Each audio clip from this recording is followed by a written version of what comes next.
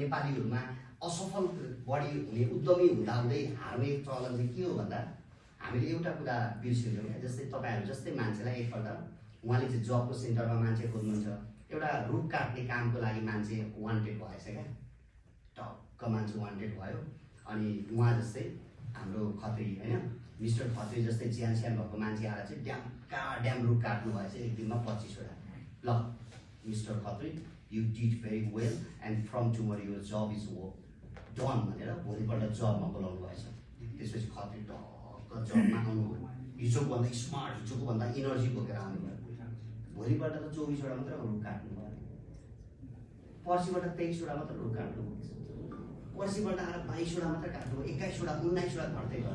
त्यसपछि मिस्टर खत्रीलाई बोलाउनु पर्यो। के हो तपाईँको इनर्जी मैले 25वटा रुख काटेको भरमा दिएँ, तपाईँ त 26, 27, 28 बनाउँदै जानुपर्ने के हो?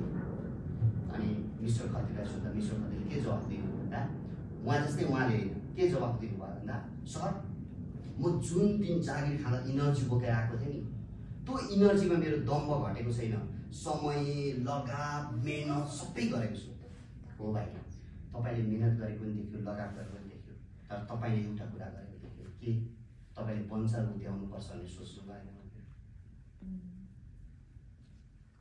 यसको माने के हो भन्दा तपाईँले आफूले आफ्नो जब सेन्टरमा कति टाइम दिएको छु is not valuable, what is the game that is the valuable क्या। तपाईँले के गर्नुहुन्छ, के कमाउनुहुन्छ क्या।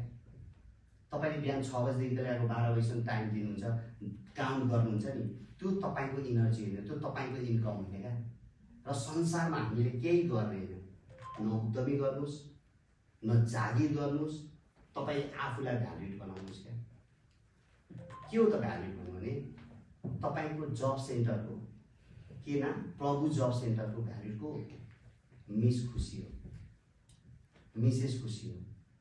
Why every peoples are calling miss Khushi हो कि सबैले खुसी नाम खोइ भन्ने आउँछ नि त, त्यो भ्यालिड क्रिएट हो क्या। त्यसले गर्दा हरेक मान्छेले भ्यालिड बनाउनु। राई समाल इम्प्लोइ पनि होइन, उद्यमी पनि होइन, तर उसको फेसको भ्यालुडको कारणले आज विश्वमा उसलाई पैसा दिन्छ नि। त्यसले गर्दा हरेक मान्छेले आफ्नो भ्यालुड क्रिएट गर्नु पर्यो। त्यो भ्यालुड कसले गर्छ? आफूले गर्ने।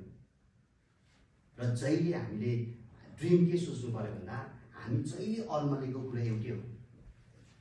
तपाईँ नक्सा बोक्नुहुन्छ, हातको म्याप, इन्डिया घुम्न जानुहुन्छ र त्यही इन्डियाको मान्छेलाई सोध्नुहुन्छ भाइ म त म्याप हेरिरहेको छु तर म घुमिरहेको छुइनँ भन्दा हातको म्याप खोसेर हुँदाखेरि नेपालको नक्सा बोकेर गएको हुन्छ क्या।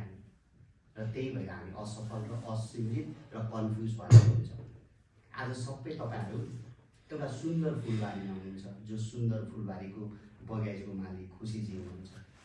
तपाईँले अरू सपना देख्दैन। विश्वमा सबैभन्दा चमत्कार जब सेन्टर कुन आजसम्म खोज्नु भएको छ? छैन। संसारको सबैभन्दा बढी इम्प्लोइ गर्ने जब सेन्टर कुन हो थाहा छ? थाहा छैन। नेपालमा सबैभन्दा बढी जब सेन्टर सप्लाई गर्ने कुन कम्पनी हो थाहा छ? थाहा छैन। कुन टेक्नोलोजी युज गर्छ थाहा छ? थाहा छैन। किन थाहा छैन भन्दा हामी त्यही इन्डिया घुम्न गएको मान्छे नेपालको नक्सा बोकेर हिँडिरहेको हुन्छौँ। र तपाईँले तपाईँको टाइमले तपाईँले 10 वर्ष 25 वर्ष काम गर्दाखेरि तपाईँसँग केही हुँदैन। किन भन्दा तपाईँले त्यो कम्पनीको बारेमा तपाईँको बारेमा सोच्नुहुन्न क्या, तपाईँले टाइमको बारेमा मात्र सोच्नुहुन्छ।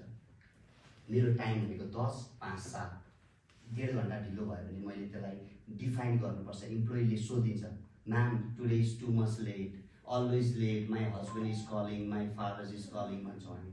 तर हामीले के बुझ्दैन भन्दा म्याम आज मैले 1 घन्टा बसेर यस्तो कुरा थाहा पाएँ, युएसमा म्याम यस्तै जब सेन्टर रहेछ, आज त्यो जब सेन्टरको मान्छे युएसको 3rd-मा पर्दो रहेछ धनी मध्ये।